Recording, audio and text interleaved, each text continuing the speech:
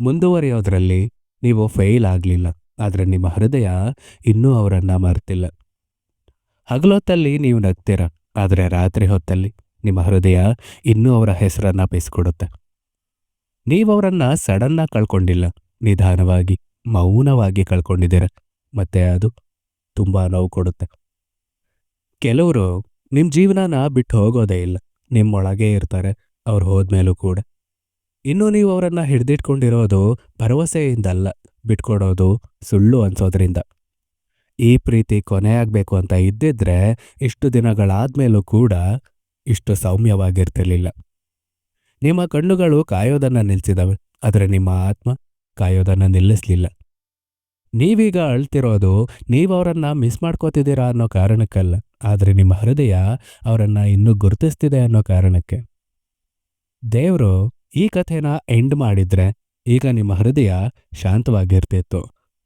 So ಇವತ್ತಿನ ಪಾಡ್ಕಾಸ್ಟಲ್ಲಿ ನೀವು ದೂರ ಹೋಗೋಕೆ ಪ್ರಯತ್ನ ಮಾಡ್ತಿರೋ ಒಂದು ಕನೆಕ್ಷನ್ ಬಗ್ಗೆ ಮಾತಾಡ್ತಿದ್ದೀವಿ. ಆದರೆ ಅದು ಹೇಗೋ ನಿಮಗೆ ಸಾಧ್ಯ ಆಗೋದಿಲ್ಲ. ಮೂವ್ ಆನ್ ಆಗೋ ಟೈಮ್ ಬಂದಿದೆ ಅಂತ ನಿಮಗೆ ನೀವೇ ಹೇಳ್ಕೊಂಡಿರ್ಬೋದು. ನೀವು ಶಾಂತಿಗಾಗಿ, ಸ್ಪಷ್ಟತೆಗಾಗಿ ಪ್ರಾರ್ಥನೆ ಮಾಡಿರ್ಬೋದು. ಆದರೂ ಕೂಡ ಆ ವ್ಯಕ್ತಿ ಶಾಂತ ಕ್ಷಣಗಳಲ್ಲಿ ನಿಮ್ಮ ಆಲೋಚನೆಗಳಲ್ಲಿ ಬರ್ತಾನೆ. ಇದೆಲ್ಲ ಯಾಕೆ ಹೀಗಾಗ್ತಿದೆ ಅನ್ನೋದ್ರ ಬಗ್ಗೆ ಇವತ್ತು ಮಾತಾಡೋಣ. ಕೆಲವೊಮ್ಮೆ ದೇವರು ನಿಮ್ಮನ್ನ ಮೂವ್ ಆನ್ ಆಗೋದಕ್ಕೆ ಅನುಮತಿ ಕೊಡೋದಿಲ್ಲ. ಯಾಕೆ? ಮೌನ ಅಂದ್ರೆ ಯಾವಾಗಲೂ ಕಥೆ ಮುಗ್ದಿದೆ ಅಂತಲ್ಲ. ಕೆಲವು ಸಂಪರ್ಕಗಳು ಆಕಸ್ಮಿಕ ಅಲ್ಲ, ಆದರೆ ಅವು ಹಿಂತಿರುಗೋ ಅಥವಾ ನಿಮ್ಮನ್ನ ಬಿಡುಗಡೆ ಮಾಡೋ ಮೊದಲು ನಿಮ್ಮನ್ನ ಬದಲಾಯಿಸೋದಕ್ಕೆ ಉದ್ದೇಶಿಸಲಾಗಿರೋ ಕಾರ್ಯಯೋಜನೆಗಳು. ನಿಮ್ಮ ಹೃದಯ ದಣಿದಿದ್ರೂ ಕೂಡ ಶಾಂತವಾಗಿದ್ರೆ, ಬಿಟ್ಕೊಡೋದು ನ್ಯಾಚುರಲ್ ಆಗಲ್ದೆ ಬಲವಂತ ಅನ್ಸಿದ್ರೆ ಈ ಮೆಸೇಜ್ ನಿಮ್ಗೋಸ್ಕರನೇ. ಕೊನೆವರೆಗೂ ಜೊತೆಯಲ್ಲಿರಿ, ಯಾಕಂದ್ರೆ ನಾವಿವತ್ತು ತುಂಬಾ ಆಳವಾಗಿ ಮಾತಾಡೋಕೆ ಹೊರಟಿದ್ದೀವಿ. ಜೀವನದಲ್ಲಿ ಕೆಲವೊಮ್ಮೆ ಟೈರ್ಡ್ ಆಗೋ ಕ್ಷಣಗಳು ಬರ್ತವೆ. ಬೇರೆ ಯಾವುದರಿಂದಾನೂ ಅಲ್ಲ, ಹೆಚ್ಚು ಕಾಯೋದ್ರಿಂದ. Waiting for clarity, waiting for signs, waiting for peace. ನಿಮ್ಮ ಹೃದಯದೊಳಗೆ ಇನ್ನೂ ಸದ್ದಿಲ್ಲದೆ ವಾಸ ಮಾಡ್ತಿರೋರಿಗೋಸ್ಕರ. ನೀವು ಹೇಳ್ತೀರಾ ಬಹುಶಃ ಇದು ಮೂವ್ ಆನ್ ಆಗೋ ಸಮಯ ಅಂತ. ಪದೇ ಪದೇ ಹೇಳ್ತೀರಾ, ಮತ್ತೆ ಮತ್ತೆ ಹೇಳ್ತೀರಾ. ನಿಮ್ಮ ಮನ್ಸನ್ನ ಮನವೊಲಿಸೋಕೆ ಪ್ರಯತ್ನ ಮಾಡ್ತೀರಾ, ಲಾಜಿಕ್ ಹುಡುಕ್ತೀರಾ, ರಿಪ್ಲೇಸ್ಮೆಂಟ್ಗೋಸ್ಕರ ಹುಡುಕ್ತೀರಾ, ಪ್ರಾರ್ಥನೆ ಕೂಡ ಮಾಡ್ತೀರಾ. ಆದರೂ ಅದೇಗೋ ಅವರು ನಿಮ್ಮ ಆಲೋಚನೆಗಳಲ್ಲಿ ಮತ್ತೆ ಬರ್ತಾರೆ, ಸಾಫ್ಟ್ಲಿ, ಜೆಂಟ್ಲಿ, ವಿಥೌಟ್ ಎಫರ್ಟ್. ಮತ್ತೆ ದೇವರು ಈ ಮೆಸೇಜ್ ನಿಮಗೆ ತಲುಪಬೇಕು ಅಂತ ಯಾಕೆ ಅನ್ಕೊಂಡ? ಈ ಮೆಸೇಜ್ ನಿಮಗೆ ಆಕಸ್ಮಿಕವಾಗಿ ಸಿಕ್ಕಿದ್ದಲ್ಲ. ನೀವು ಯಾವುದೇ ಕಾರಣ ಇಲ್ಲದೆ ಇಷ್ಟೊತ್ತು ಇಲ್ಲಿಲ್ಲ. ಆ ದೇವರು ಯಾವಾಗಲೂ ಕಣ್ಣಿಗೆ ಕಾಣಿಸೋ ರೀತಿ ಪವಾಡಗಳನ್ನ ಮಾಡಲ್ಲ. ಕೆಲವೊಮ್ಮೆ ಅವನು ಬಿಡೋಕೆ ನಿರಾಕರಿಸೋ ಭಾವನೆಗಳ ಮೂಲಕ ಮಾತಾಡ್ತಾನೆ. ಮರೆಯಾಗದ ಸಂಪರ್ಕಗಳ ಮೂಲಕ, ನಿಮ್ಮನ್ನ ಹಿಂದಕ್ಕೆ ಎಳೆಯೋ ಮೌನದ ಮೂಲಕ. ನಿಮಗೆ ಸಾಕಾಗ್ಬೋದು, ಕನ್ಫ್ಯೂಸ್ ಆಗ್ಬೋದು, ಆದರೆ ನೀವು ಕಳೆದೋಗಿಲ್ಲ. ದೇವರು ನೀವು ಮೂವ್ ಆನ್ ಆಗಬೇಕು ಅಂತ ಬಯಸಿದಾಗ ಅವನದನ್ನ ಈಸಿ ಮಾಡಿಕೊಡ್ತಾನೆ. ಈ ಸತ್ಯ ನಿಮ್ಮೊಳಗೆ ಇರಲಿ ಯಾವಾಗಲೂ. ದೇವರು ಯಾರನ್ನಾದರೂ ಶಾಶ್ವತವಾಗಿ ತೆಗೆದಾಕ್ದಾಗ ಅವನು ಅಟ್ಯಾಚ್ಮೆಂಟ್ನ ಕೂಡ ತೆಗೆದಾಕ್ತಾನೆ. ನೆನಪುಗಳು ಮಸುಕಾಗ್ತವೆ, ಆ ಸೆಳೆತ ಮಾಯವಾಗುತ್ತೆ, ಹೃದಯ ನಿಧಾನವಾಗಿ ಕ್ಲೋಸ್ ಆಗುತ್ತೆ. ಆದರೆ ದೇವರು ನಿಮಗೆ ವೆಯ್ಟ್ ಮಾಡು ಅಂತ ಹೇಳಿದಾಗ ಅವನು ಬಾಗ್ಲನ್ನ ಸ್ವಲ್ಪ ತೆರೆದಿಡ್ತಾನೆ. ಅಲ್ಲಿಂದ ಓಡ್ ಹೋಗುವಷ್ಟು ಅಲ್ಲ, ಆ ಕನೆಕ್ಷನ್ನ ಫೀಲ್ ಮಾಡೋವಷ್ಟು. ಇದರಿಂದಾನೇ ಮೂವ್ ಆನ್ ಆಗೋದು ಕಷ್ಟ ಅಂತ ಅನ್ಸುತ್ತೆ. ನೋವಿರೋದಿಲ್ಲ, ದ್ವೇಷ ಬರೋದಿಲ್ಲ, ನೀವವರಿಗೆ ಹಾನಿಯಾಗ್ಲಿ ಅಂತ ಬಯಸೋದಿಲ್ಲ. ಶಾಂತತೆ ಜೊತೆ ಬರೋ ಮಿಶ್ರಿತ ಹಂಬಲ ಮಾತ್ರ ಇರುತ್ತೆ. ತಾಳ್ಮೆ ಜೊತೆ ಬೆರೆತ ಪ್ರೀತಿ, ನಂಬಿಕೆ ಜೊತೆ ಬೆರೆತ ನಷ್ಟ, ಅದು ದೌರ್ಬಲ್ಯ ಅಲ್ಲ, ಅದು ಜೋಡಣೆ. ದೇವರು ಹೇಳ್ತಿದ್ದಾನೆ, ಸೈಲೆನ್ಸ್ನ ಆಬ್ಸೆನ್ಸ್ ಅಂತ ಕನ್ಫ್ಯೂಸ್ ಆಗ್ಬೇಡ. ಇವತ್ತಿಗೆ ಏನೂ ನಡೀತಾ ಇಲ್ಲ ಅಂತ ಅನ್ನಿಸ್ಬೋದು. ಯಾವುದೇ ಮೆಸೇಜ್ ಇಲ್ಲ, ಕಾಲ್ಸ್ ಇಲ್ಲ, ಕ್ಲಿಯರ್ ಮೂಮೆಂಟ್ಸ್ ಇಲ್ಲ. ಆದರೆ ಸೈಲೆನ್ಸ್ ಅಂದರೆ ಏನೂ ನಡೀತಿಲ್ಲ ಅಂತಲ್ಲ. ಆ ದೇವರು ಸದ್ದಿಲ್ಲದೆ ಕೆಲಸ ಮಾಡ್ತಿದ್ದಾನೆ. ನೀವು ನೋಡೋಕ್ಕಾಗದೆ ಇರೋದನ್ನ ಅವನು ಗುಣಪಡಿಸ್ತಾ ಇದ್ದಾನೆ. ಹೆಮ್ಮೆ ತುಂಬ ಜೋರಾದಾಗ ಅವನು ಹೃದಯಗಳನ್ನ ಮೃದುಗೊಳಿಸ್ತಾನೆ. ಪ್ರೀತಿ ಸಿದ್ಧವಾಗಿಲ್ದಾಗ ಅವನು ಭಯವನ್ನ ಹೋಗಲಾಡಿಸ್ತಾನೆ. ನಿಮ್ಮ ಭವಿಷ್ಯವನ್ನ ನಾಶ ಮಾಡೋ ವಿಷಯಗಳನ್ನ ಅವನು ಬ್ರೇಕ್ ಮಾಡ್ತಾನೆ. ಕೆಲವೊಮ್ಮೆ ಸಪರೇಷನ್ ರಿಜೆಕ್ಷನ್ ಅಲ್ಲ, ಅದು ಪ್ರೊಟೆಕ್ಷನ್.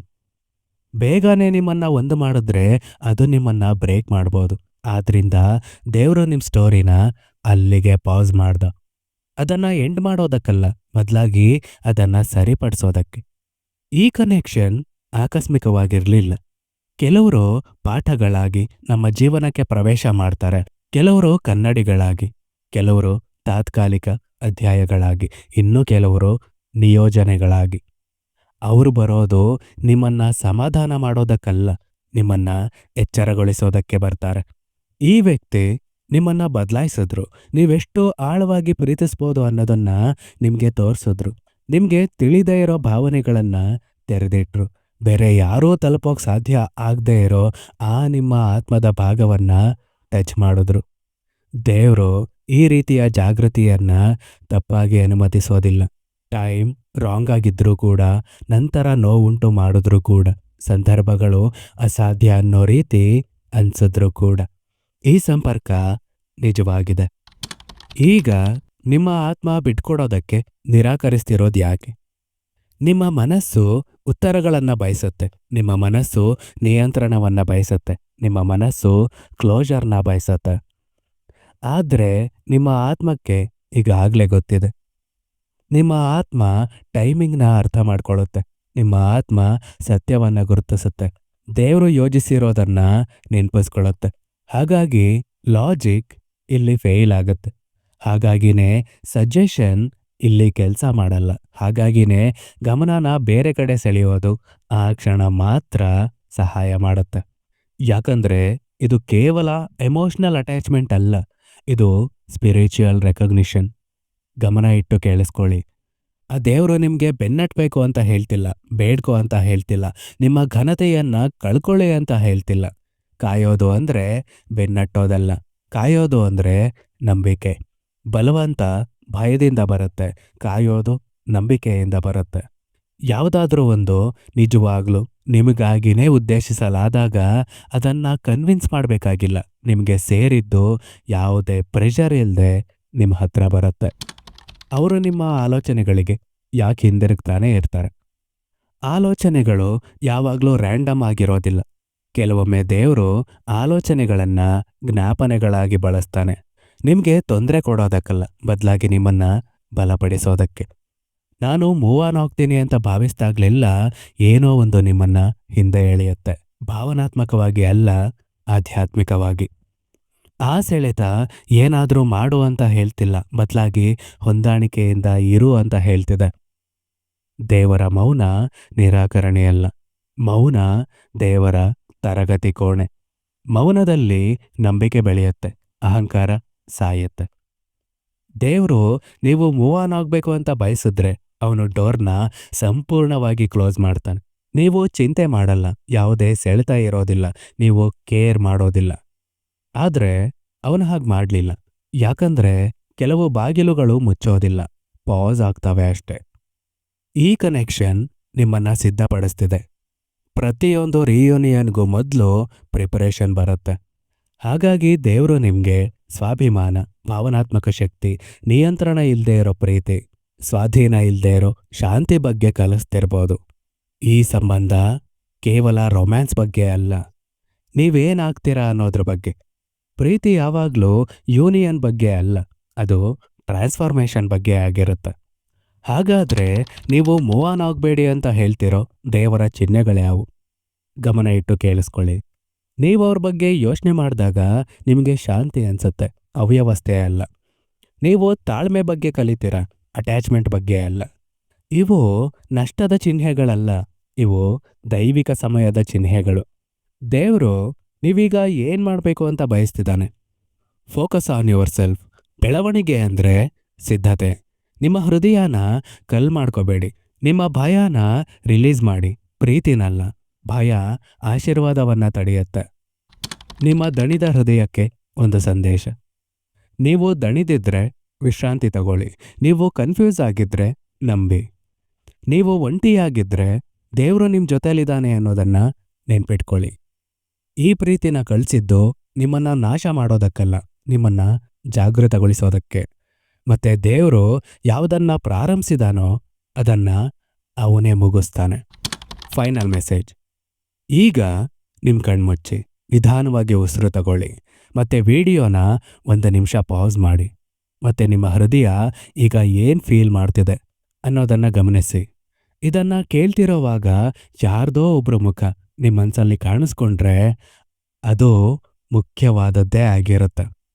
ಎಲ್ಲದನ್ನು ತಕ್ಷಣಕ್ಕೆ ಅರ್ಥ ಮಾಡ್ಕೊಳಕ್ ಸಾಧ್ಯ ಇಲ್ಲ. ಕೆಲವು ಸಂಪರ್ಕಗಳನ್ನ ವಿವರಿಸೋ ಮೊದ್ಲೇ ಫೀಲ್ ಮಾಡ್ತೇವೆ. ಈ ಸಂದೇಶ ನಿಮ್ಮನ್ನ ಮುಟ್ಟಿದ್ರೆ ನೀವು ಬ್ರೇಕ್ ಆಗಿಲ್ಲ, ರೆಡಿ ಆಗ್ತಿದ್ದೀರಾ. ಕಾಯೋದು ಅಂದ್ರೆ ನೀವು ಸಿಕ್ಕಾಕೊಂಡಿದ್ದೀರಾ ಅಂತಲ್ಲ, ಅರ್ಥಪೂರ್ಣವಾದದನ್ನ ರಕ್ಷಿಸಲಾಗ್ತಿದೆ ಅಂತ. ಈಗ ನೀವೊಂದು ಕೆಲಸ ಮಾಡಬೇಕು. ನಿಮ್ಮ ಸ್ಟೋರಿನ ಎಕ್ಸ್ಪ್ಲೈನ್ ಮಾಡಬೇಡಿ, ನಿಮ್ಮ ಎಮೋಷನ್ಸ್ನ ತೋರಿಸ್ಕೋಬೇಡಿ. ಕಮೆಂಟ್ ಬಾಕ್ಸಲ್ಲಿ ಒಂದು ಪದ ಬರೀರಿ, ವೇಯ್ಟಿಂಗ್ ಅಂತ. ಅಥವಾ ಅವರ ಹೆಸರಿನ ಮೊದಲ ಅಕ್ಷರವನ್ನ ಬರೆದು ತಿಳಿಸಿ. ಮತ್ತೆ ನಿಮ್ಮ ಹೃದಯವನ್ನ ಸದ್ದಿಲ್ಲದೆ ಮಾತಾಡೋಗ್ಬೇಡಿ. ಇದರಲ್ಲಿ ನೀವು ಒಬ್ಬಂಟಿ ಅಲ್ಲ.